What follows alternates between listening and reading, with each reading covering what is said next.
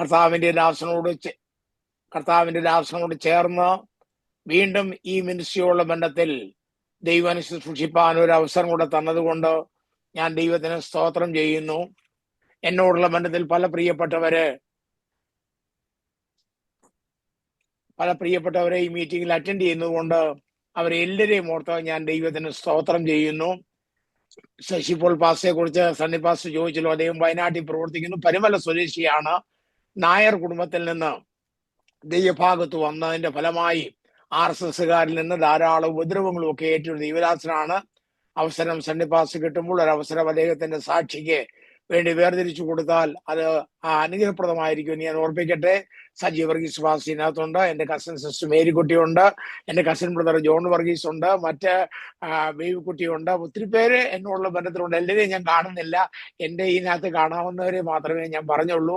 അതുകൊണ്ട് എല്ലാവർക്കും എൻ്റെ ക്ഷണം സ്വീകരിച്ചും അത് കടന്നു വന്നവരും ഈ മിനിസ്ട്രിയോളം ബന്ധത്തിൽ വന്ന എല്ലാവർക്കും കർത്താവിന്റെ നാമത്തിൽ എൻ്റെ സ്നേഹവന്ദനത്തെ ഞാൻ അറിയിക്കുന്നു. ഞാൻ ഇന്നത്തെ ചിന്തയ്ക്ക് വേണ്ടി വായിക്കുന്നത് 104-ാം സങ്കീർത്തനം 10-11 വാക്യമാണ് വായിക്കുന്നത്. 104-ാം സങ്കീർത്തനം 10-11 വാക്യം ഞാൻ വായിക്കുന്നു. അവൻ ഉറവുകളെ താഴ്വരയിലേക്ക് ഒഴുക്കുന്നു, അവ മലകളുടെ ഇടയിൽ കൂടി ഒലിക്കുന്നു, അവയിൽ നിന്ന് വയലിലെ സകല മൃഗങ്ങളും കുടിക്കുന്നു, കാട്ടുകഴുതകളും തങ്ങളുടെ ദാഹം തീർക്കും. അവിടെ ഒരു നദി ഒഴുകുന്നു. ആ ഒഴുകുന്ന നദിയിൽ നിന്ന് മനുഷ്യരും കുടിക്കുന്നുണ്ട്, കാട്ടിലെ മൃഗങ്ങളെല്ലാം കുടിക്കുന്നുണ്ട്. എന്നാൽ ഒരു മൃഗത്തിന്റെ പേര് പ്രത്യേകം അവിടെ പറഞ്ഞിട്ടുണ്ട്: കാട്ടുകഴുതകളും തങ്ങളുടെ ദാഹം തീർക്കുന്നു. സകല മൃഗങ്ങളെന്ന് പറഞ്ഞാൽ മാത്രം പോരായിരുന്നോ? മതിയായിരുന്നു. പിന്നെന്തിനാ അതിന്റെ കൂടെ കാട്ടുകഴുത എന്നുകൂടെ പറയേണ്ടതായ വന്ന ഒരു അനുഭവം എന്താണ് എന്ന് ഞാൻ ഓർക്കുകയുണ്ടായി. കാട്ടുകഴുത ബൈബിളിൽ ഇവിടെ അല്ലാതെ മറ്റു ചില സ്ഥലങ്ങളിലും കാട്ടുകഴുത എന്ന പദപ്രയോഗമുണ്ട്. യോബിന്റെ പുസ്തകം 39-ാം അധ്യായം 5-ാം വാക്യത്തിൽ, യോബിന്റെ പുസ്തകം 39-ാം അധ്യായം 5-ാം വാക്യത്തിൽ കാട്ടുകഴുതയെ അഴിച്ചുവിട്ടത് ആര്? വനഗർദഭത്തെ കെട്ടടിച്ചത് ആര്? കാട്ടുകഴുത. കഴുത എന്ന് പറയുന്നതിനേക്കാളും കുറച്ചുകൂടെ കുറഞ്ഞ നിലവാരമാണ് കാട്ടുകഴുത. നമ്മൾ മനുഷ്യരെ പറയല്ലോ, ഇവനൊരു കാട്ടുമനുഷ്യനാന്ന് പറഞ്ഞാൽ മനുഷ്യ സ്വഭാവത്തെക്കാളൊക്കെ താഴ്ന്ന സ്വഭാവമാണ് കാട്ടുമനുഷ്യൻ എന്ന് വെച്ചാൽ വലിയ അറിവൊന്നും ഇല്ലാത്ത, പരിജ്ഞാനമൊന്നും ഇല്ലാത്ത ഒരാളെ അവനൊരു കാട്ടുമനുഷ്യനാ എന്ന് പറഞ്ഞാൽ അതിന്റെ അർത്ഥം പരിഷ്കാരിയല്ല, നാട്ടിലെങ്കിലും ജീവിച്ച് നാട്ടിലെ ജീവിതമൊന്നും അറിയാൻ വയ്യാത്ത ഒരു കാട്ടുമനുഷ്യൻ എന്ന് പറഞ്ഞാൽ മനുഷ്യരിൽ നിന്ന് അല്പം തരം താഴ്ന്നാണ് കാട്ടുമനുഷ്യൻ എന്ന് നമ്മൾ പറയുന്നത്. ഒരു കാട്ടാളനാ, കാട്ടുമനുഷ്യനാ എന്നൊക്കെ പറയുമ്പോൾ എന്ന് പറഞ്ഞതുപോലെ കഴുതയെന്ന് മാത്രം പറയാതെ ഇവിടെ രണ്ടിടത്ത് നമ്മൾ വായിക്കുമ്പോൾ കാട്ടുകഴുതകളും തങ്ങളുടെ ദാഹം തീർക്കുന്നു. വയനാട്ടിൽ നിന്ന് മനോജ് ബാസു ഒക്കെ ഇന്നത്തെ കീഴിലുള്ള വളരെ സന്തോഷം, എല്ലാവരും അനുഗ്രഹിക്കട്ടെ. അപ്പൊ കാട്ടുകഴുതകളും തങ്ങളുടെ ദാഹം തീർക്കുന്നു. ഈ നദി എന്ന ബൈബിളിൽ പറഞ്ഞേക്കുന്നതിന്റെ വ്യാഖ്യാനം എടുത്തു കഴിഞ്ഞാൽ അവൻ പാറയടിച്ചു, വെള്ളം ചാടി പുറപ്പെട്ടു, തടാകമായി, നദിയായി, തോടുകളായി. ഇസ്രായേൽ പാളയത്തിന്റെ ഇടയ്ക്കൂടൊക്കെ ആ തോടുകൾ ഒഴുകിപ്പോയി.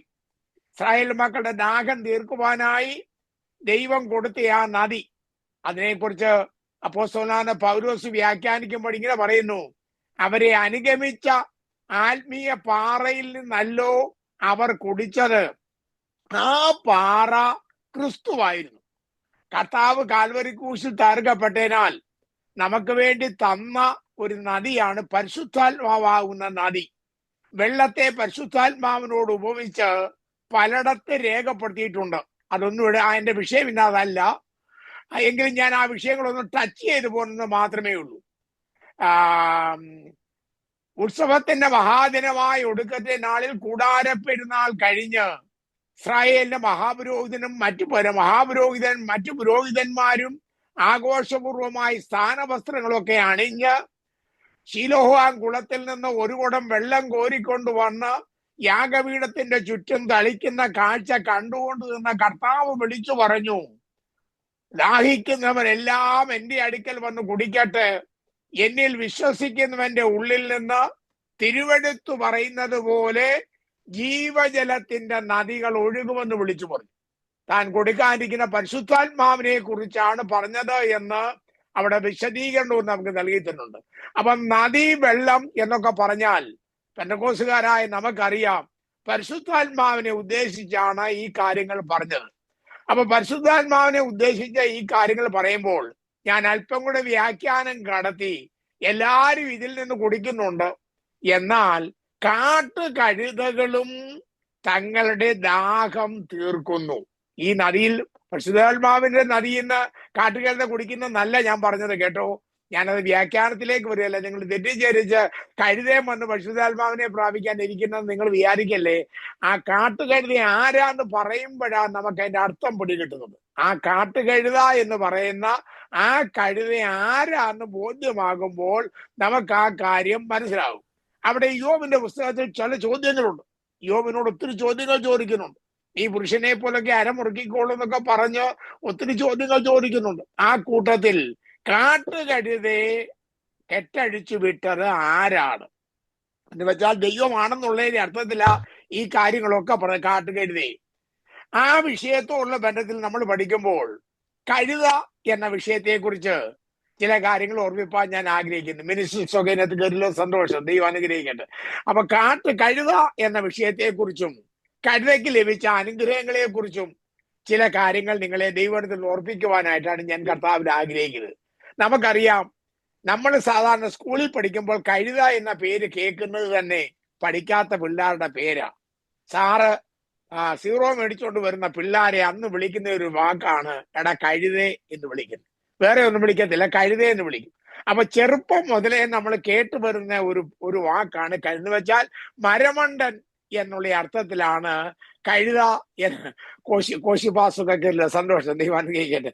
അപ്പൊ ഞാൻ പറയട്ടെ, അപ്പൊ കഴുത എന്ന വാക്ക് മരമണ്ടൻ എന്നുള്ള അർത്ഥത്തിലാണ് കഴുത എന്ന് പറഞ്ഞത്. അതിനെക്കുറിച്ച് ഹിന്ദുക്കളുടെ ഇടയിൽ ഒരു പറച്ചിലുണ്ട്. ബ്രഹ്മാവ് മൃഗങ്ങൾക്കെല്ലാം പേര് കൊടുത്ത് എല്ലാ മൃഗങ്ങൾക്കും നമുക്കറിയാം പേര് കൊടുത്തത് ആദമോ ഹവ്വയാ പേര് കൊടുത്തത് നമുക്കറിയാം. അവരുടെ ഒരു കഥയാണ് ഞാൻ പറഞ്ഞത്. ബ്രഹ്മാവ് പേര് കൊടുത്ത കൂടുതൽ ആനയ്ക്ക് ആനയെന്ന് പേര് കൊടുത്തു, കുതിരയ്ക്ക് കുതിരയെന്ന് പേര് കൊടുത്തു, ആടിന് ആടെന്ന് പേര് കൊടുത്തു, കഴുതയ്ക്ക് കഴുതയെന്ന് പേര് കൊടുത്തു, പൂച്ചയ്ക്ക് പൂച്ചയെന്ന് പേര് കൊടുത്തു, പട്ടിക്ക് പട്ടി എന്ന് പേര് കൊടുത്തു. എന്നിട്ട് ബ്രഹ്മാവ് ഇങ്ങനെ പറഞ്ഞത്, 1 മാസത്തെ സമയം ഞാൻ നിങ്ങൾക്ക് തരുന്നു. 1 മാസം കഴിഞ്ഞ് നിങ്ങൾ എല്ലാവരും വന്നിട്ട് നിങ്ങളുടെ പേരിനെ കുറിച്ച് എന്തെങ്കിലും ആക്ഷേപം ഉണ്ടെങ്കിൽ പറഞ്ഞാൽ ഞാനത് മാറ്റിയിട്ട് തരാമെന്ന് പറഞ്ഞു. 1 മാസമായപ്പോൾ ഈ പേരിട്ട മൃഗങ്ങളെല്ലാം ബ്രഹ്മാവിന്റെ അടുക്കൽ ചെന്നു. ചിലപ്പോൾ എല്ലാ മൃഗങ്ങളും പറഞ്ഞു ഇട്ട പേര് എനിക്ക് നന്നായി യോജിക്കുന്നുണ്ട്. ആന പറഞ്ഞു, പൂച്ച പറഞ്ഞു, പട്ടി പറഞ്ഞു. എന്നെ കഴുത വന്നപ്പോ പറഞ്ഞു എന്റെ പേര് ഞാനങ്ങ് മറന്നുപോയെന്ന് പറഞ്ഞു. ഉടനെ ബ്രഹ്മാവ് ഇങ്ങനെ പറഞ്ഞെന്നാ പറഞ്ഞു, അല്ലേലും നീ ഒരു കഴുതയാടാന്ന് പറഞ്ഞെന്ന് പറഞ്ഞു.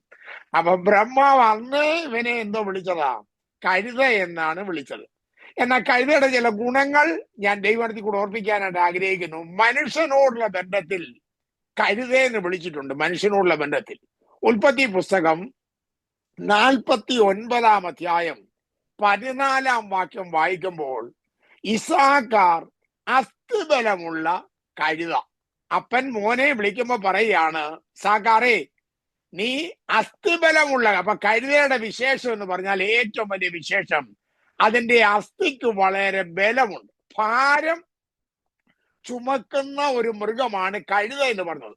നമുക്കറിയാം, വടക്കേ ഇന്ത്യയിലൊക്കെ ചെന്നാൽ റോഡ് പണിക്കാര് കഴുതയും കൊണ്ട് പോയിട്ട് ഈ മണ്ണുമൊക്കെ വെട്ടി ചാക്കിനകത്ത് നിറച്ച് കഴുതയുടെ പുറത്താ വെച്ചുകൊണ്ട് പോകുന്നത്.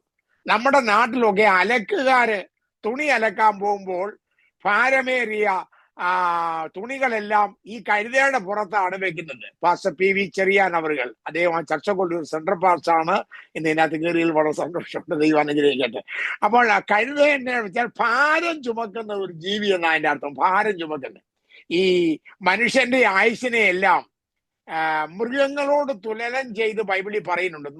മൃഗങ്ങളോട് തുലനം ചെയ്ത് അതിനെക്കുറിച്ച് മനുഷ്യന്റെ ആയുസിന്റെ ആദ്യത്തെ ഭാഗം എന്ന് പറയുന്നത് മുയലിന്റെ ആയുസാണ്. മുയലിന്റെ എന്ന് വെച്ചാൽ ഇരിക്കുകയും ചാടിയും ഒക്കെ ചെയ്യുന്ന കണ്ടാൽ ആരും നിന്നു പോകും, പെട്ടെന്ന് ഓടിപ്പോകത്തില്ല. ചാടി കൊച്ചു പിള്ളേരുടെ ആ പ്രായത്തെയാണ് മുയലിന്റെ ആർക്കും ഒന്ന് എടുക്കാനൊക്കെ ഒന്ന് തോന്നുന്ന പ്രായമാണ് മുയലിന്റെ പ്രായം.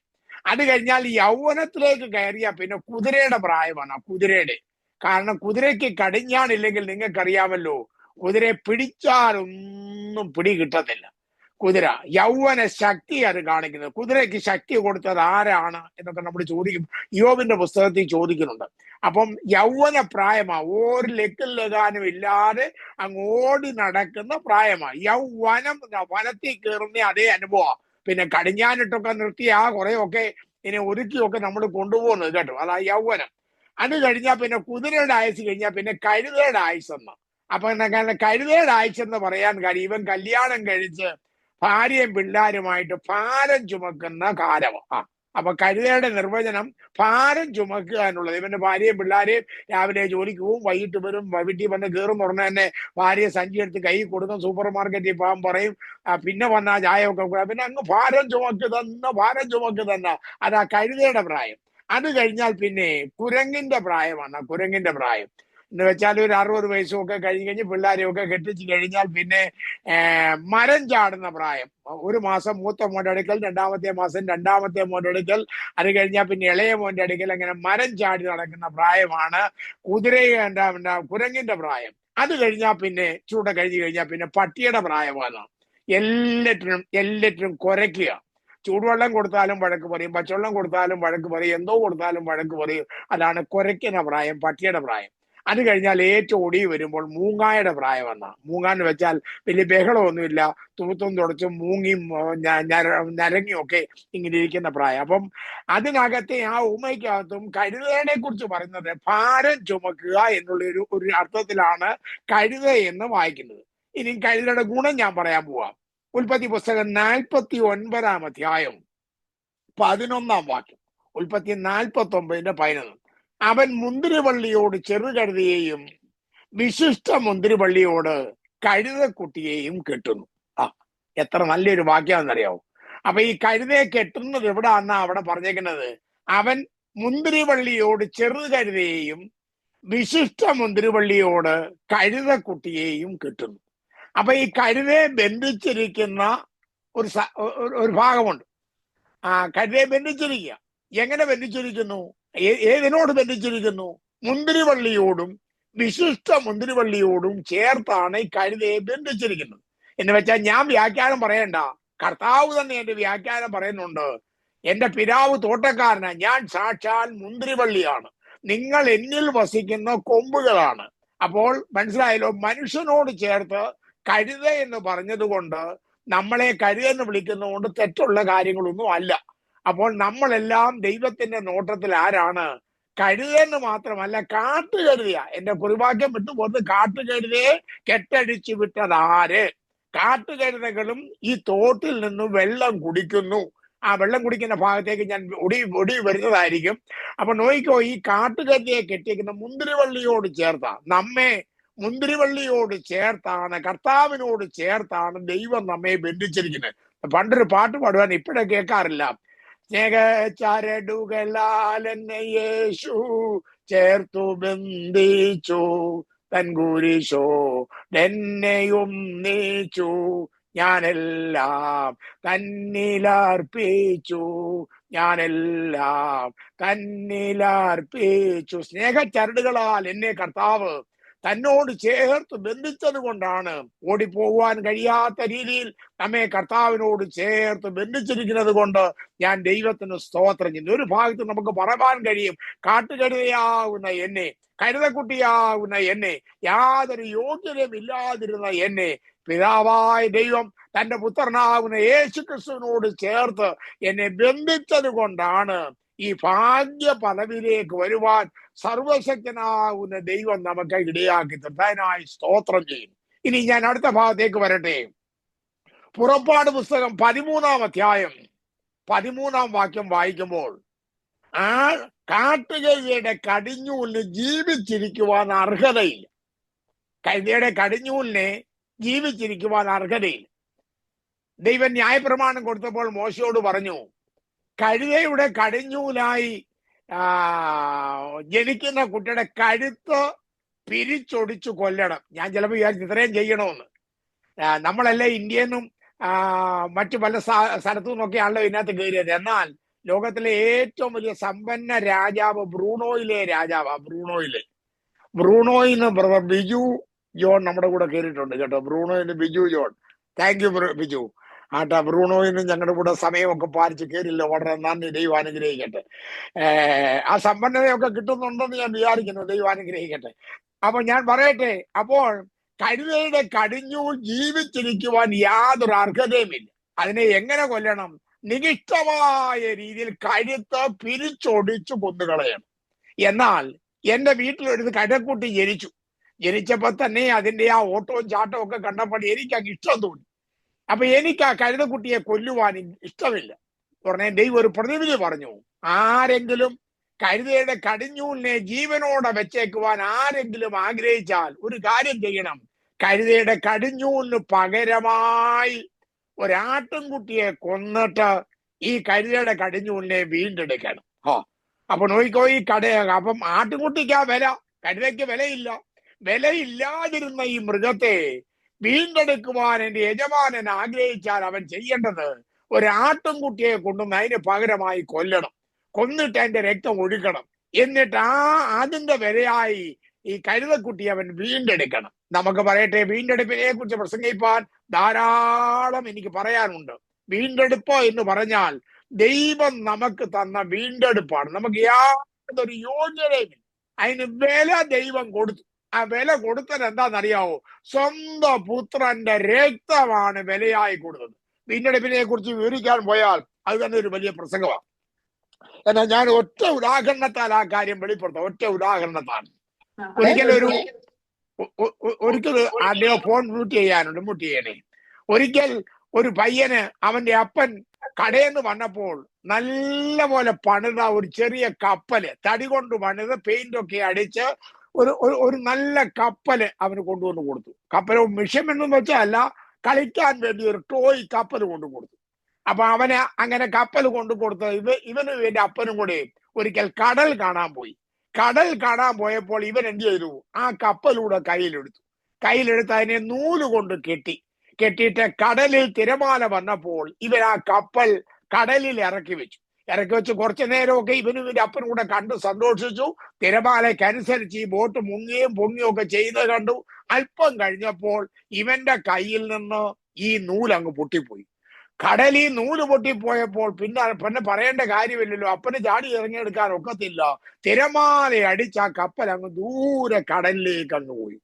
എന്ത് ചെയ്യാനൊക്കെ അവൻ അങ്ങ് ഭയങ്കര കരച്ചില്. അപ്പം പറഞ്ഞു, മോനെ വേറൊരു കപ്പൽ മേടിച്ചു തരാം. അവൻ സമ്മതിക്കത്തില്ല. എനിക്ക് ആ കപ്പൽ തന്നെ വേണം. ഇപ്പൊ എന്തോ ചെയ്യാനാണ്, പോയല്ലോ.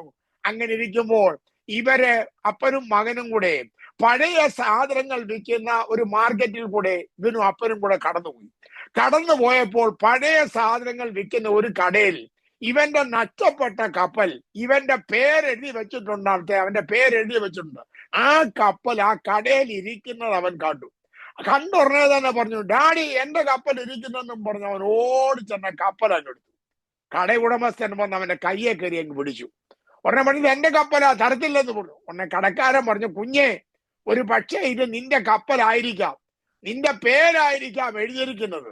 എന്നാൽ അത് കടലിൽ പോയില്ലയോ? മുക്കുവന്മാർ കൊണ്ടുവന്നപ്പോൾ അവരുടെ വലയിൽ ഈ കപ്പൽ വിട്ടു. അവരെ ഞങ്ങളുടെ കയ്യിൽ നിന്ന് ഒരു ചെറിയ തുക മേടിച്ച് ഞങ്ങളുടെ കടയിലേക്ക് വിറ്റു. നിനക്ക് വേണമെങ്കിൽ ഞാൻ ഈ കപ്പൽ തരാം. ഞാൻ കൊടുത്ത വിലയും അതിന്റെ കൂടെ കുറച്ചുകൂടെ പൈസ ഇട്ട് നീ തന്നാൽ നിനക്ക് ഈ കപ്പൽ ഞാൻ തിരിച്ചു തരാം. നോക്കിക്കോ, രണ്ട് അവകാശം. ഒന്ന്, ഇവന്റെ കപ്പലായിരുന്നു, ഇവന്റെ അപ്പൻ മേടിച്ചു കൊടുത്ത കപ്പലായിരുന്നു. എന്നാൽ അത് കൈമോശം വന്ന് നഷ്ടപ്പെട്ടു പോയി. എന്നാൽ ഇപ്പോൾ അവന്റെ അപ്പൻ വാലറ്റിൽ നിന്ന് പൈസ എടുത്ത് കടക്കാരൻ പറഞ്ഞ വില കൊടുത്ത് ആ കപ്പൽ തിരിച്ചു വാങ്ങി അവന്റെ കയ്യിൽ കൊടുത്തു. ഇപ്പോഴവന് രണ്ട് അവകാശമാണ്. ഒന്ന്, നിർമ്മിച്ചപ്പോൾ തന്നെ എന്റേതായിരുന്നു. രണ്ട്, എന്റെ അപ്പൻ പൈസ കൊടുത്ത് അത് വീണ്ടെടുത്തപ്പോൾ അത് എന്റേതായി തീർന്നു. ഇതാണ് ഈ കഴുതക്കുട്ടിക്ക് പറവാനുള്ളത്. ദൈവത്തിന്റെ സൃഷ്ടിയിൽപ്പെട്ടതാണ് ഞാൻ, എന്നാൽ എനിക്ക് ജീവിച്ചിരിപ്പാൻ യാതൊരു അർഹതയുമില്ല. എന്നാൽ എനിക്ക് വേണ്ടി നിഷ്കളങ്കമായ ഒരു കുഞ്ഞാട് എനിക്ക് വേണ്ടി അറുക്കപ്പെട്ടത് കൊണ്ട് ഈ കഴുതക്കുട്ടി ജീവനോടുകൂടെ ഇരിപ്പാൻ എനിക്കിടയായി തീർന്നു. ഈ കഴുതക്കുട്ടിക്ക് പ്രശംസിപ്പാൻ യാതൊന്നുമില്ല. ഇതിനെല്ലാം ഇപ്പോൾ ഈ ആട്ടുംകുട്ടിയുടെ കാര്യം ഓർക്കുമ്പോൾ നമിക്കുവാനല്ലാതെ വേറെ ഒന്നുമില്ല. ഈ പ്ലാറ്റ്ഫോമിൽ അറ്റൻഡ് ചെയ്യുന്ന ദൈവജനമേ, ഞാൻ പറയട്ടെ, നമുക്ക് എന്താണ് യോഗ്യതയുള്ളത്? നമുക്ക് യാതൊരു യോഗ്യതയുമില്ല. എല്ലാവരും പാപം ചെയ്ത് ദൈവതേജസ്സില്ലാത്തവരായി തീർന്നപ്പോൾ നമ്മെ വീണ്ടെടുക്കുവാനായി ദൈവത്തിന്റെ പുത്രനാകുന്ന യേശു ക്രിസ്തു നമുക്ക് വേണ്ടി കാൽവരി ക്രൂശിൽ തകർന്ന് കുഞ്ഞാടിന്റെ രക്തം വിലയായി കെട്ടിവെച്ച് നമ്മെ വീണ്ടെടുത്ത ദൈവകൃപയ്ക്കായി ഞാൻ ദൈവത്തിന് സ്തോത്രം ചെയ്യുന്നു. ഹല്ലേലൂയ, ഹല്ലേലൂയ, ദൈവത്തിന് മഹത്വം. വീണ്ടെടുപ്പിനെ കുറിച്ചൊക്കെ പറയുമ്പോൾ എന്റെ കണ്ണ് നിറയും. നമുക്ക് യാതൊരു യോഗ്യതയുമുള്ളവരല്ലായിരുന്നു, എന്നാൽ കർത്താവ് നമ്മെ വീണ്ടെടുത്തത് കൊണ്ട് ഞാൻ ദൈവത്തിന് സ്തോത്രം ചെയ്യുന്നു. അവൻ നമുക്ക് വേണ്ടി തകർക്കപ്പെട്ടു. അപ്പൊ ആട്ടുംകൂട്ടയുടെ രക്തം കൊണ്ട് വീണ്ടെടുത്തത് നമ്മൾ വായിക്കുന്നു. ഇങ്ങനെ അവസരത്തിലാണ് കർത്താവ് ഭൂമി വന്നു. കർത്താവ് ഭൂമി വന്നപ്പോൾ കർത്താവിന്റെ യെരുശലേമിലേക്ക് പോകണം. യെരുശലേമിലേക്ക് പോകുവാനായി ഒരു മാർഗമുണ്ട്. ദൈവത്തിന്റെ പ്ലാനുകളെല്ലാം ബ്ലൂ പ്രിന്റ് സ്വർഗത്തിൽ തയ്യാറാക്കി വെച്ചിട്ടുണ്ട്. ദൈവത്തിന്റെ എല്ലാ പ്രോഗ്രാമും ബ്ലൂ പ്രിന്റ് എങ്ങനെ വേണം, കർത്താവ് എവിടെയൊക്കെ പോകണം, ഏതെല്ലാം വിഭാഗത്തിൽ സംബന്ധിക്കണം, എത്ര രോഗികളെ സൗഖ്യമാക്കണം, എത്ര പക്ഷപാത രോഗിയെ സൗഖ്യമാക്കണം, എവിടെല്ലാം എന്തെല്ലാം പ്രസംഗിക്കണം. അതുകൊണ്ടാണ് കർത്താവ് ഒടുവിൽ പ്രാർത്ഥിച്ചു, പിതാവേ, നീ എനിക്ക് ചെയ്യുവാൻ തന്നിരിക്കുന്ന പ്രവൃത്തി മുഴുവൻ ഞാൻ തികച്ചിരിക്കുന്നു. നീ എന്നോട് അസൈൻ ചെയ്ത് തന്ന ചില പ്രവൃത്തികളുണ്ടല്ലോ, അതെല്ലാം ഞാൻ തികച്ചിരിക്കുന്നു. ഇനി ഞാൻ ഭൂമിയിൽ ഇരിക്കുന്നില്ല, ഞാൻ ഈ നിന്റെ അടുക്കലേക്ക് മടങ്ങി വരിക. അപ്പോൾ കർത്താവിന് ചെയ്യുവാൻ ദൈവം ഏൽപ്പിച്ചു കൊടുത്ത ആ പ്രവൃത്തികളെല്ലാം താൻ തികച്ചതായിട്ട് വായിക്കുന്നു. കാരണം കർത്താവിന്റെ പ്ലാനിൽ ഒരു കാര്യമാണ് സെക്കരിയ പ്രവചനം 9-ാം അധ്യായം 9-ാം വാക്യം. നിന്റെ രാജാവ് നിന്റെ അടുക്കൽ വരുന്നു, അവൻ നീതിമാനും ജയശാലിയും താഴ്മയുള്ളവനുമായി കഴുതപ്പുറത്തും പെൺകഴുതയുടെ കുട്ടിയുടെ ആയ ചെറുകഴുതപ്പുറത്തും കയറി വരുന്നു. നോക്കിക്കോ, BC 480 സെക്കരിയാവ് ഈ കാര്യം പറയുന്നത്. BC 480 സെക്കരിയാവ് ഈ കാര്യം വിളിച്ചു പറഞ്ഞു. കർത്താവ് വരുന്നത് കഴുതയുടെ പുറത്തായിരിക്കുമെന്ന് സെക്കരിയ പ്രവചിച്ചു. യേശു എവിടെ ജനിക്കണമെന്ന് മീക പ്രവചിച്ചു. നീയോ ബേത്ലഹേം എഫ്രാത്തെ, യഹൂദാ സഹസ്രങ്ങളിൽ ചെറുതായിരുന്നാലും ഇസ്രായേലിന് അധിപതിയായിരിക്കേണ്ടവൻ എനിക്ക് നിന്നിൽ നിന്ന് ഉത്ഭവിച്ചു വരും. യേശു ജനിക്കുന്നത് എവിടെ വേണം? യേശു നസ്രത്തിൽ പോകണം. യേശു എന്തെല്ലാം കാര്യങ്ങൾ ചെയ്യണം? പ്രസംഗത്തിൽ ഉപമകൾ പറയണം. ആദിയായ യേശുവിന്റെ ജനനം മുതൽ സ്വർഗാരോഹണം വരെ പഴയ നിയമത്തിൽ കൂടെ പ്രവാചകന്മാർ കൂടെ പറഞ്ഞ കാര്യങ്ങളെല്ലാം നിറവളിയായി. യേശുവിന് വാൻ രാജാക്കന്മാർ സാധാരണ പോകുന്നത് കുതിരപ്പുറത്താണ്, കഴുതപ്പുറത്തല്ല. എന്നാൽ പ്രവാചകന്മാരുടെ വാഹനം കഴുതപ്പുറത്താണ്. ബിലെയാം കഴുതയുടെ പുറത്ത് പോയതൊക്കെ നമ്മൾ പ്രവാചകന്മാരുടെ അന്നത്തെ വാഹനമൃഗമാണ് കഴുതയുടെ പുറത്ത് പോകാൻ. യഹൂദയിലെ പ്രവാചകനെ അന്വേഷിച്ചു പോയപ്പോ കഴുതയുടെ പുറത്താണല്ലോ വലിയ പ്രവാചകൻ പോയതൊക്കെ കഴുതയുടെ പുറത്താണ് പോകുന്നത്. അപ്പോൾ പ്രവാചകന്റെ വാഹനമാണ് കഴുത. ഞാൻ ചോദിക്കട്ടെ, സ്വർഗത്തിൽ കുതിര ഇല്ലയോ? ഉണ്ടോ? സ്വർഗത്തിൽ കുതിരയില്ലയോ? ഉണ്ടോ? കോടാനുകോടി കുതിരയുണ്ട്. അതെങ്ങനെ തെളിയിക്കാന്ന് ചോദിച്ചാൽ, ഏലിയാവിനെ പിടിക്കുവാനായി അരാം രാജ്യത്തെ സൈന്യം അയച്ചപ്പോൾ മല മൊത്തം നിറഞ്ഞപ്പോൾ ഏലിയാവ് പറഞ്ഞു, ഇവന്റെ കണ്ണൊന്ന് തുറക്കണമേ എന്ന് പറഞ്ഞു. അപ്പൊ മല മുഴുവൻ അഗ്നിമയമായ രഥങ്ങളും കുതിരകളും കൊണ്ട് നിറഞ്ഞിരിക്കുന്നത് കണ്ടെന്നാ വായിക്കുന്നത്. തന്നെയല്ല, വെളിപ്പാട് പുസ്തകം വായിക്കുമ്പോൾ നമ്മുടെ കർത്താവായ യേശുവിന്റെ രഹസ്യപരമല്ല മഹത്വ പ്രത്യക്ഷതയിൽ ഒരു വെള്ളക്കുതിര പ്രത്യക്ഷമായി. വെള്ളക്കുതിരപ്പുറത്ത് ഇരിക്കുന്നത് കർത്താവാണ്. കർത്താവിനെ അനുഗമിച്ച് പഴയ നിയമ പുതിയ നിയമ വിശുദ്ധന്മാരെല്ലാവരും കൂടെ വെള്ള കുതിരപ്പുറത്താണ് ഒലിവുമലയിലേക്ക് വരുന്നത്. അപ്പോൾ വിശുദ്ധന്മാരുടെ എണ്ണം പറയാനൊക്കത്തില്ല, കോടാനുകോടി വിശുദ്ധന്മാരാ വരുന്നത്. അപ്പൊ സ്വർഗത്തിൽ കുതിരകളുടെ ബഹളമാണ്. ഇത്രയും കുതിരകളല്ല, അഗ്നിമയമായ കുതിരകളാ. യേശു ഇവിടെ നിന്നുകൊണ്ട് എനിക്ക് യെരുശലേമിൽ വരെ പോണം, ഒരു 10 കുതിര ഇങ്ങോട്ട് വരട്ടെ എന്ന് പറഞ്ഞാൽ മതി. യേശുവിന്റെ അടുക്കൽ അഗ്നിമയമായ കുതിരകൾ വരും. കർത്താവ് അതിന്റെ പുറത്ത് കയറി ഇരുന്നാൽ മതി, അത് പറന്നുപോയി ദൈവാലയത്തിൽ യെരൂശലേമിൽ കർത്താവിനെ കൊണ്ടുപോകും. എന്നാൽ യേശു പ്രവചനം നിവർത്തിക്കപ്പെടേണ്ടതിന് ശിഷ്യന്മാരെ അയച്ചു, നിങ്ങൾക്കെതിരെ ഉള്ള ഗ്രാമത്തിൽ പോകണം. എതിരെയുള്ള, നമുക്ക് പലപ്പോഴും അനുകൂലമായ ഗ്രാമത്തിൽ പോകാനാണ് നമുക്ക് ഒത്തിരി ഇഷ്ടം.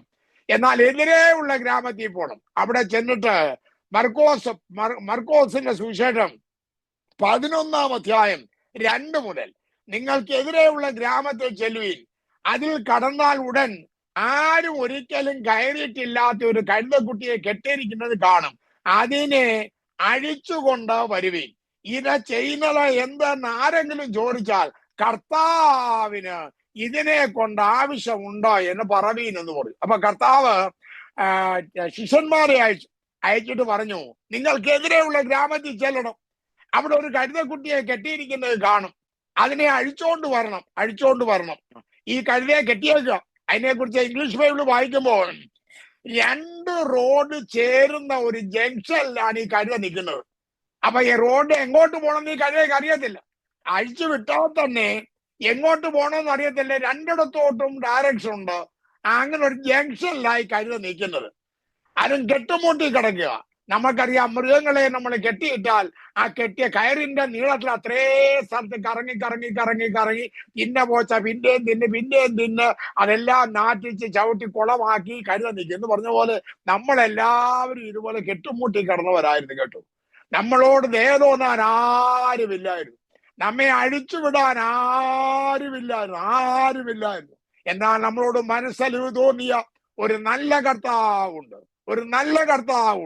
കർത്താവ് കാലാകാലങ്ങളിൽ തന്റെ ദാസന്മാരുടെ അടുക്കൽ സുവിശേഷവുമായി നമ്മുടെ അടുക്കൽ വന്നു. ആ സുവിശേഷമാണ് നമ്മളെ സ്വതന്ത്രരാക്കിയത്. സ്വാതന്ത്ര്യത്തിനായിട്ട് ക്രിസ്തു നമ്മെ സ്വതന്ത്രരാക്കി. അടിമനുഖത്തിൽ കുടുങ്ങിപ്പോകരുത് എന്ന് പറയും. അപ്പൊ ലക്ഷ്യമില്ലാതെ, എങ്ങോട്ട് പോകണമെന്നറിയാതെ, എന്ത് ചെയ്യണമെന്നറിയാതെ കെട്ടുമുട്ടി കിടന്നവരായിരുന്നു ഞങ്ങൾ. അപ്പോൾ നിങ്ങൾ അഴിക്കുമ്പോൾ ആരെങ്കിലും ചോദിക്കും, ആരാടാ കരയെ അഴിക്കുന്നത് ചോദിക്കും. കെട്ടുമുട്ടി കിടന്നാൽ ഒരുത്തനും മാറ്റിക്കെട്ടാൻ പോലും വരത്തില്ല കേട്ടോ. മാറ്റിക്കെട്ടാൻ പോലും വരത്തില്ല. എന്നാൽ അഴിക്കുന്നത് കണ്ടാ ചോദിക്കും. പണ്ട് നിരണത്ത് ഒരു പള്ളിയില് അന്നത്തെ പള്ളിയിലെ അച്ഛൻ പരസ്യമായിട്ട് പറഞ്ഞു, നമ്മുടെ ചർച്ചിൽ നിന്ന് ചിലര് പെന്തക്കോസ്തുകാരുടെ കൺവെൻഷന് പോയി എന്നാണ് കേൾക്കുന്നു. അത് ശരിയല്ല. അതുകൊണ്ട് പെന്തക്കോസ്തുകാരുടെ കൺവെൻഷന് പോകാൻ പാടില്ല എന്ന ഒരു വിലക്ക് നെരണത്ത് പള്ളിയിലെ അച്ഛൻ കൊടുത്തു. കൊടുത്തപ്പോൾ ആ പള്ളിയിലെ ഒരു ഉണർവുള്ള ഒരു ചെറുപ്പക്കാരനാണ്. പുള്ളി പറഞ്ഞു, അച്ഛോ, കഴിഞ്ഞ ശബരിമല സീസണിൽ നമ്മുടെ പള്ളിയിൽ നിന്ന് ചിലര് കെട്ടി ശബരിമലയ്ക്ക് പോയല്ലോ അച്ഛാ. അച്ഛൻ പള്ളിയിൽ പറഞ്ഞില്ലല്ലോ ഇവര് കെട്ടി ശബരിമലയ്ക്ക് പോയത് തെറ്റാണ്, അച്ഛൻ പറഞ്ഞില്ലല്ലോ. സുവിശേഷ യോഗത്തിന് പോയതാണോ തെറ്റ്? ഉടനെ അച്ഛൻ കൊടുത്ത മറുപടി കേൾക്കണോ? ശബരിമലയ്ക്ക് പോയവർ മടങ്ങി വന്നാൽ വീണ്ടും പള്ളിയിൽ വരും, എന്നാൽ പെന്തക്കോസ്തിൽ പോകുന്ന ഒരുത്തനും മടങ്ങി വരത്തില്ലെന്ന്. അപ്പൊ അച്ഛന് മനസ്സിലായി, ഇതിനകത്ത് പോയാൽ ആരും എന്ത് ചെയ്യത്തില്ല, ഇതിനകത്ത് പോയാൽ ആരും മടങ്ങി വരത്തില്ല എന്ന് അച്ഛന് ബോധ്യമായി. അപ്പൊ ഞാൻ പറഞ്ഞത്, നമ്മളെല്ലാം കെട്ടുമൂട്ടി കിടന്നവരായിരുന്നു. അതിന് പറഞ്ഞു കർത്താവിന് ഇതിനെ കൊണ്ട് ആവശ്യമുണ്ട് എന്ന് പറഞ്ഞു. കർത്താവിന് ആവശ്യം. ദൈവമക്കളെ, നമ്മൾ ഇവിടെ വന്നത് വെറുതെ വന്നതല്ല. നമ്മുടെ കർത്താവിന് നമ്മെക്കുറിച്ച് ആവശ്യമുണ്ട്. നമ്മുടെ കർത്താവിന് നമ്മളെക്കുറിച്ച് പ്ലാൻ ഉണ്ട്. അതുകൊണ്ട് കർത്താവ് പറഞ്ഞത് കൊണ്ടാണ്, അല്ലാതെ മനുഷ്യരാരുമല്ല നമ്മെ ദൈവഭാഗത്ത് കൊണ്ടുവന്നത്. മനുഷ്യരെ ദൈവം ഉപയോഗിച്ചെന്നുള്ളത് ശരിയാ, എന്നാൽ ദൈവത്തിന്റെ വിളിയാലായിട്ടാണ് നമ്മൾ ഈ ദൈവഭാഗത്ത് വരുവാൻ ദൈവം ഇടയാക്കുന്നത്. അങ്ങനെ അവർ അഴിച്ചോണ്ട് വന്നുടനെ അവിടെ ഉണ്ടായിരുന്ന ആൾക്കാർ എന്ത് ചെയ്തു? തങ്ങളുടെ വസ്ത്രം കഴുതയുടെ പുറത്തിട്ടു. ഈ കഴുത പണ്ട് വസ്ത്രം ചുമന്നതല്ലാതെ ഈ കഴുതയ്ക്ക് ഇതുപോലൊരു അലങ്കാരം ഇതിനു മുമ്പ് കിട്ടിയിട്ടില്ല. പിന്നെ പുറത്തിടുക മാത്രമല്ല, അവിടെ നിന്ന് പലരും റോഡിൽ ഈ വസ്ത്രം അങ്ങ് വിരിച്ചു. വസ്ത്രം കയ്യിലില്ലാത്തവർ അടുത്ത് നിൽക്കുന്ന മരത്തെ കയറി അതിന്റെ കമ്പുകളൊക്കെ വെട്ടി ഇലയോടുകൂടെ റോഡ് തന്നിട്ടു. ഇപ്പൊ കഴുത നടന്നു പോകുന്നത് ടാറിട്ട റോഡാണ്. എനിക്ക് അറിയത്തില്ല, കല്ലും മുള്ളും ഒക്കെ നിറഞ്ഞാലും കഴുത ഇപ്പൊ കടന്നു പോകുന്നത് വിരിച്ചൊരുക്കിയ ഒരു രാജകീയ വീതിയില. അപ്പൊ കഴുതയോട് ചോദിക്കാൻ, കഴുതേ, നിന്റെ നടപ്പൊക്കെ കണ്ടപ്പോ ആൾക്കാർ നിന്നെ മാനിക്കുകയാണെന്ന് അങ്ങ് തോന്നുമല്ലോ. ആൾക്കാർ നിന്നെ അങ്ങ് മാനിക്കുകയാണല്ലോ. കാരണം വസ്ത്രം വിരിക്കുന്നു, വസ്ത്രത്തിന്റെ പുറത്തൂടെ നടക്കുന്നു, കൊമ്പുകളുടെ ഇലയുടെ പുറത്തൂടെ നടക്കുന്നു. സാധു സുന്ദർ സിംഗ് ഒരിക്കൽ ലണ്ടനിൽ ചെന്നപ്പോൾ അദ്ദേഹത്തെ ആൾക്കാർ ഒത്തിരി സ്വീകരിച്ചുടനെ സുന്ദർ സിംഗിനോട് ആരാണ്ടി എന്ന് പറഞ്ഞു, സുന്ദർ സിംഗെ, ഇങ്ങനെ ആൾക്കാർ ഇത്രയും സ്വീകരിക്കുകയും ബഹുമാനിക്കുകയും ഒക്കെ ചെയ്താൽ സുന്ദർ സിംഗ് നിഗളിച്ചു പോത്തില്ലയോ? അത് നല്ലതാണോ എന്ന് ചോദിച്ചു. അപ്പൊ സുന്ദർ സിംഗ് കൊടുത്ത മറുപടി ഇങ്ങനെയാണെന്ന് ഞാൻ കേട്ടിട്ടുണ്ട്. കഴുത പോകുവാനായി ആൾക്കാർ തുണിയും ഒക്കെ വിരിച്ചല്ലോ. ഈ കഴുത പറയുക, ആണുങ്ങളെ മാനിച്ച് എന്നെ മാനിച്ച് ആൾക്കാർ ചെയ്തത് കണ്ടോ എന്ന് കഴുത പറഞ്ഞാൽ കഴുത ഒരു കഴുതയല്ലയോ? കഴുത ഒരു കഴുതയല്ലയോ? കഴുതയെ നിനക്ക് വേണ്ടി ചെയ്തതല്ല, നിന്റെ പുറത്തൊരുത്തൻ വാഹനമേറുന്നുണ്ട്, അവന് വേണ്ടി ചെയ്യുന്നതാ, അനുഭവിക്കുന്നത് നീയാ. കർത്താവിന്റെ ദാസന്മാരെ, നമ്മൾ എവിടെയെങ്കിലും ചെല്ലുമ്പോൾ ആരെങ്കിലും ഒന്ന് എഴുന്നേറ്റാൽ നിന്നെ കണ്ടുകൊണ്ടൊന്നും എഴുന്നേറ്റതല്ല, നീ അവരെ പോലെ ഒരാളേ ഉള്ളൂ. എന്നാൽ നിന്റെ മേൽ കർത്താവ് വാഹനമേറിയത് കൊണ്ട്, നീ ദൈവത്തിന്റെ പൈതലായതുകൊണ്ട്, നീ കർത്താവിന്റെ ദാസനായതുകൊണ്ട്, കർത്താവിന് എന്നവണ്ണം നിനക്ക് ചെയ്യുന്നതേ ഉള്ളൂ. കർത്താവല്ല അനുഭവിക്കുന്നത് നമ്മളാണ്, ചെയ്യുന്നതെല്ലാം കർത്താവിന്. അതുകൊണ്ട് ഞാൻ പറയട്ടെ, ഒരു ദൈവദാസന്മാർക്കും നിഗളം വരാൻ പാടില്ല. നമുക്ക് വേണ്ടി അല്ല ഇതൊക്കെ ചെയ്യുന്നത്. ഇപ്പൊ പിന്നെ സ്വയമായിട്ട് അങ്ങ് എടുക്കുകയല്ലോ. ഇവിടെ ഡാളസിൽ പണ്ടൊരിക്കൽ ഒരു പാസ്റ്റർ നോട്ടീസിൽ പാസ്റ്റർ എന്ന് വെച്ചു, ഡോക്ടർ എന്ന് വെച്ചില്ലെന്ന് പറഞ്ഞ് പുള്ളി ബഹളം ഉണ്ടാക്കി. എന്നെ പാസ്റ്റർ എന്ന് മാത്രം വെച്ച, ഡോക്ടർ എന്ന് വെച്ചില്ലേ. ഡോക്ടറും കർത്താവുമായിട്ട് എന്തോ ബന്ധം? അപ്പൊ ഞാൻ പറഞ്ഞത്, ഈ ആൾക്കാർ അങ്ങ് അല്പത്തിൽ അങ്ങ് പൊങ്ങന്മാരായി തിരിഞ്ഞ. ഞാൻ ആദ്യമേ ഒരു പുസ്തകം എഴുതി, വിജയകരമായ കുടുംബജീവിതം. എന്നോട് ന്യൂജേഴ്സിയിൽ എൻ്റെ ഒരു സ്നേഹിതൻ പറഞ്ഞു, ജോർജ് പാസ്റ്റർ ആ പുസ്തകം എഴുതുമ്പോഴേ പാസ്റ്റർ ജോർജ് കുട്ടിയെന്ന് എഴുതിയാൽ സമുദായക്കാർ വായിക്കത്തില്ല. അതുകൊണ്ട് പാസ്റ്റർ ഒരു കാര്യം ചെയ്യണം, റവറൻ ജോർജ് കുട്ടിയെന്ന് എഴുതാമെന്ന് പറഞ്ഞു. അപ്പൊ ഞാനത് അങ്ങനെ അങ്ങ് വിശ്വസിച്ചിട്ട് ഞാൻ ആ പുസ്തകത്തിലെ റവറൻ ജോർജ് കുട്ടി എന്നാണ് എഴുതിയത്. എന്നാ ഇച്ചിരി കഴിഞ്ഞപ്പോൾ എനിക്ക് കുറ്റബോധം ഉണ്ടായി. പിന്നെ എഴുതിയത് പിന്നെ വായിക്കാനൊക്കെ ഒത്തില്ല, പുസ്തകം കൊടുത്തു പോയില്ല. എന്നാ പിന്നീട് എഴുതിയ പുസ്തകത്തിലൊക്കെ ഞാൻ പാസ്റ്റർ എന്ന് എഴുതി. ഇപ്പൊ ഞാൻ പാസ്റ്റർ പോലും എഴുതത്തില്ല. ഇപ്പൊ ഞാൻ റവറൻ ജോർജ് കുട്ടിയെന്ന് മാത്രമേ എഴുതത്തുള്ളൂ. പൗലോസ് ആദ്യമേ പറഞ്ഞു, അപ്പോസ്തലന്മാരിലൊട്ടും ഞാൻ കുറഞ്ഞവനല്ലെന്ന് പറഞ്ഞു. പിന്നെ പറഞ്ഞു, അപ്പോസ്തലൻ എന്ന പേരിന് പോലും ഞാൻ ആരല്ല, യോഗ്യനല്ല, ആ പാപികളിൽ ഞാൻ ഒന്നാമെന്ന് പറഞ്ഞു. നമുക്ക് ദൈവത്തെ കുറിച്ചുള്ള അറിവ് വരുമ്പോൾ നമ്മുടെ സ്ഥാനമാനങ്ങൾക്കൊന്നും വലിയ ചിലരെ ഡോക്ടർ, പാസ്റ്റർ, ഡോക്ടർ, റവറന്റ് എത്ര എണ്ണമാ വെക്കുന്നതെന്ന് അറിയാവോ? ഞാൻ പറയുന്നൊന്നും നമ്മൾ അതിനൊന്നും യോഗ്യതയല്ല. യോഗ്യത എന്ന കർത്താവ് നമ്മുടെ മേൽ വാഹനമേറിയത് കൊണ്ട് കർത്താവ് നമുക്ക് തന്ന അനുഗ്രഹങ്ങൾ മാത്രമാണെന്നുള്ള കാഴ്ചപ്പാട് നമുക്ക്. രാജകീയമായ ഒരു വലിയ സ്വീകരണം. അവർ വസ്ത്രം വഴിയിൽ വിരിച്ചു, ചിലർ ചില്ലിക്കൊമ്പ് വെട്ടി വഴിയിൽ വിതറി. മുമ്പും പിമ്പും നടക്കുന്നവൻ ഓശന്ന, കർത്താവിന്റെ നാമത്തിൽ വരുന്നവൻ വാഴ്ത്തപ്പെട്ടവൻ. വരുന്നതായ രാജ്യം നമ്മുടെ പിതാവായ ദാവീദിന്റെ രാജ്യം വാഴ്ത്തപ്പെടുമാറാകട്ടെ. അത്യുന്നതങ്ങളിൽ ദൈവത്തിന് ഓശന്ന എന്ന് പറഞ്ഞു. നോക്കിക്കോ, രാജകീയമായ ഒരു സ്വീകരണം ഈ കഴുതയ്ക്കും കിട്ടി.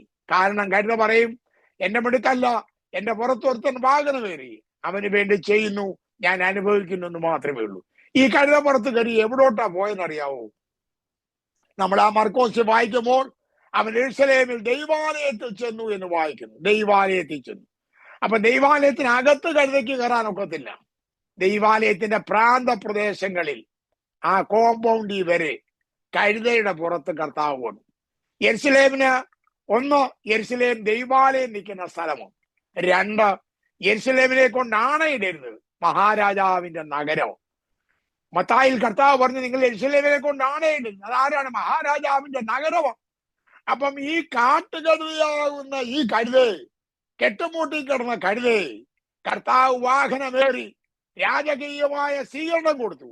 തന്നെയുമല്ല, ഈ കഴുതയെ മഹാരാജാവിന്റെ നഗരത്തിൽ ഈ കഴുതയെ കൊണ്ടുപോയി എത്തിച്ചു.